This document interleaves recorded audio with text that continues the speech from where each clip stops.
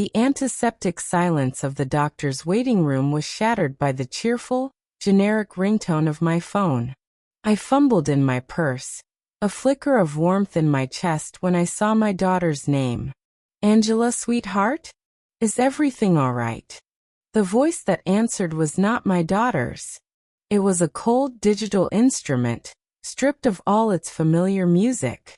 "Mom, we're going on a trip to Europe tomorrow." "Europe? That's wonderful, darling. A holiday will do you good. For how long?" A beat of dead air, heavy and foreboding. "For good. We're not coming back." A cold knot, sharp and dense, formed in my stomach. "What are you talking about? What about your job? David's practice?" "We quit." The words were clean, surgical incisions. "I already sold your beach house and your car. We needed the money." The words didn't make sense. They were alien sounds, crashing into the quiet room where other patients now stared. "Sold your beach house. Sold your car." The beach house wasn't just a property. It was my sanctuary, the place my husband, Robert, had built with his own hands, the place where I still scattered his ashes on the wind every morning. The car was his old Ford pickup, a relic that still held the faint, comforting scent of his aftershave. You what?" My voice was a papery whisper. "It's done, Mom. The papers are signed. The money's transferred. Don't try to find us." "Angela, please." "Bye." The dial tone was a mockery. I sat there, the phone still pressed to my ear, the world tilting on its axis. 45 years. 45 years of lullabies and skinned knees, of parent-teacher conferences and wedding plans, of sacrificing, of loving, of building a life, discarded in a 2-minute phone call. I was 71 years old, a widow of 6 months, and my only child had just erased me. But as I sat on that unforgiving green plastic chair, a strange calm descended upon me. The paralyzing grief that had cloaked me since Robert's death suddenly crystallized into something else. Something hard and sharp. Because in that moment of absolute desolation, I remembered the envelope. 3 days before the heart attack that stole him from me over our morning coffee, Robert had pressed a thick manila envelope into my hands. His eyes, usually so full of light, were serious.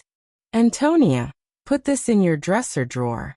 If something happens to me, open it when you feel ready, not before."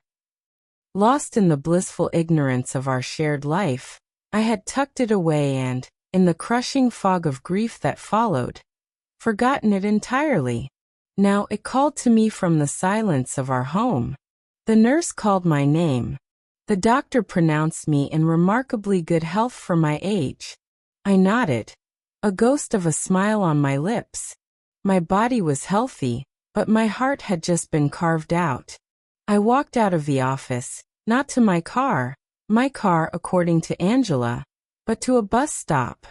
As I waited, watching the ordinary world continue its dance, I didn't cry. I smiled. A small, secret, terrible smile. My daughter thought she had left me with nothing. But my dear Robert, my always prepared, ever watchful Robert, had planned for a storm even he couldn't have predicted. The bus ride home was a blur. My small condo, which Angela had so condescendingly suggested I would need to downsize into, felt different. It was no longer a place of loss, but a command center. I went straight to the bedroom, to the dresser we had shared for 45 years. My hands, which had trembled for months, were steady as I pulled out the envelope. Sitting on the edge of the bed that still felt too large, I opened it. Inside was a stack of documents and a letter in Robert's familiar, looping script. "My dearest Antonia, if you are reading this, I am gone. Forgive the secrecy, my love. I never wanted you to worry about money. You always worried enough for both of us. The truth is, the bus driver's salary was just for show. Every bonus, every spare penny, I invested. We don't just have the beach house. We own 6 other properties, including the apartment building where Angela and Edward live. We have shares in companies you've never heard of. You are a very wealthy woman, my love. You always were, but now it's on paper. I kept this from Angela for a reason. I never wanted her to love us for our money. The irony is not lost on me as I write this. Protect yourself, Antonia. Be the fierce woman I know you are. I sifted through the deeds, the bank statements with numbers that seemed fictional. Robert, my humble bus driver, had been a financial savant. He had built an empire in silence, and I was its sole heir. The phone rang again the next morning. Angela's voice was softer now, laced with a false concern that made my skin crawl. Mom, how are you? We transferred your share from the sale. It's in your account. It should help for a few months. My share. I kept my voice a placid lake. Yes, of course. We gave you 30%. That's fair, right? Edward has a brilliant opportunity in Europe. 30% of my own life. How generous. I see. Have a safe trip, honey. Oh, Mom, I knew you'd understand. We love you so much. The line went dead. I looked at the bank transfer on my screen. A pittance, an insult. Then, I did something I hadn't done since Robert's funeral. I laughed. A deep, cathartic laugh that echoed through the empty rooms. The absurdity was breathtaking. From my window, I watched them load their luxury suitcases into a taxi. They looked like characters from a movie, vibrant and full of promise. They never once looked back at my window. It was time to make my first move. I called Mr. Peterson, the lawyer who had handled Robert's will. Mrs. Brooks, he said, his voice warm with sympathy. How can I help? I need to see you, Mr. Peterson. It's urgent. I've found some documents of Robert's that I don't fully understand. When I laid the contents of the envelope on his polished mahogany desk, his professional composure shattered. Good heavens. This is a considerable portfolio, Mrs. Brooks. I am aware. I want to know what I can do. My daughter, under a power of attorney I signed in a moment of grief, has fraudulently sold my beach house and my car. We can nullify the sale immediately. And we can press charges for fraud. No, I said, my voice firm. No charges. I want the house back, and I want full direct control of all my assets, especially that apartment building. And I want no one to know I am behind it. Not yet. He agreed, his eyes filled with a new respect. The following weeks were a study in quiet reclamation. Mr. Peterson worked his legal magic.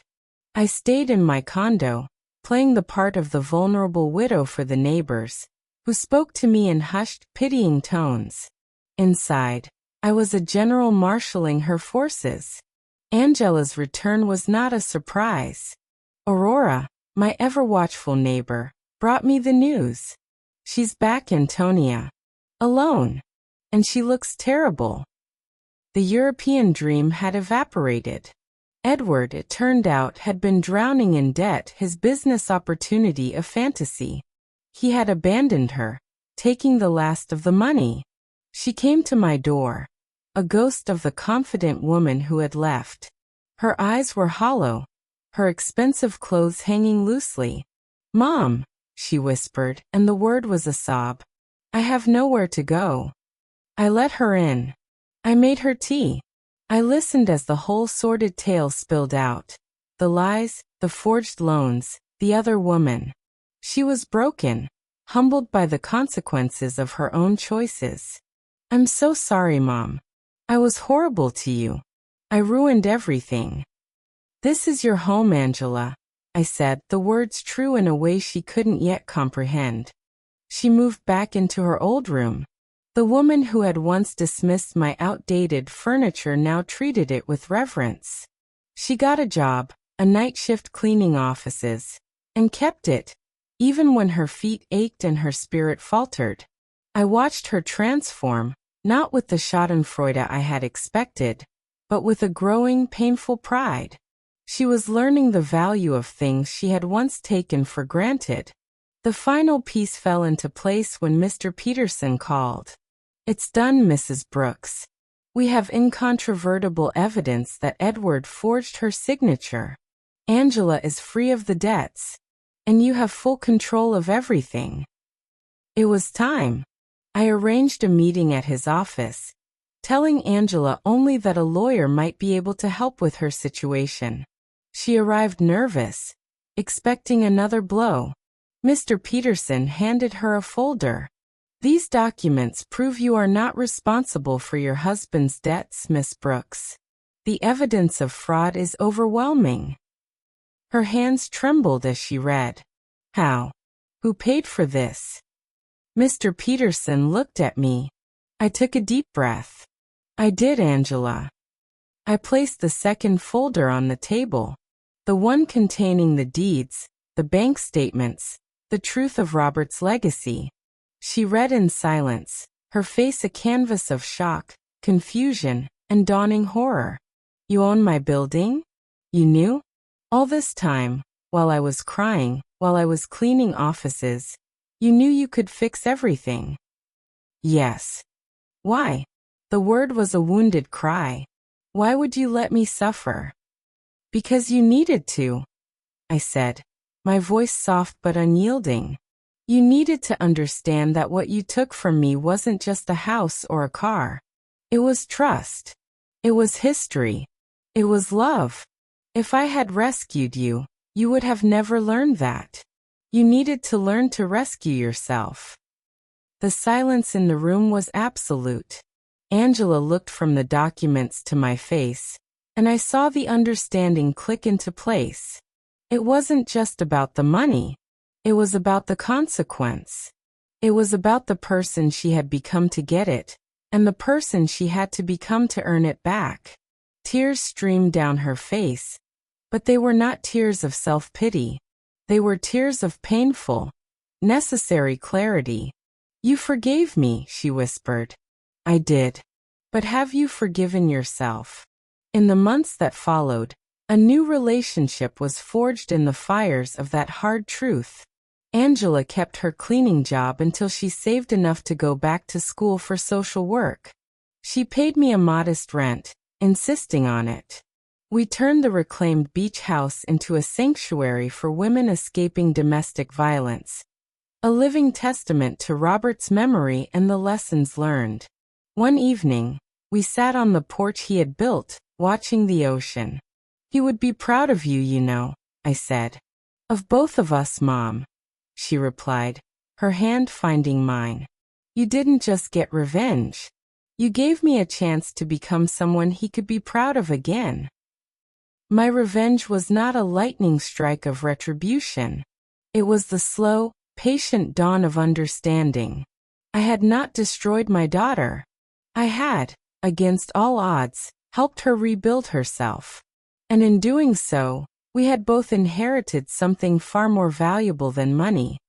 A second chance forged not from easy love, but from a love that was brave enough to be hard.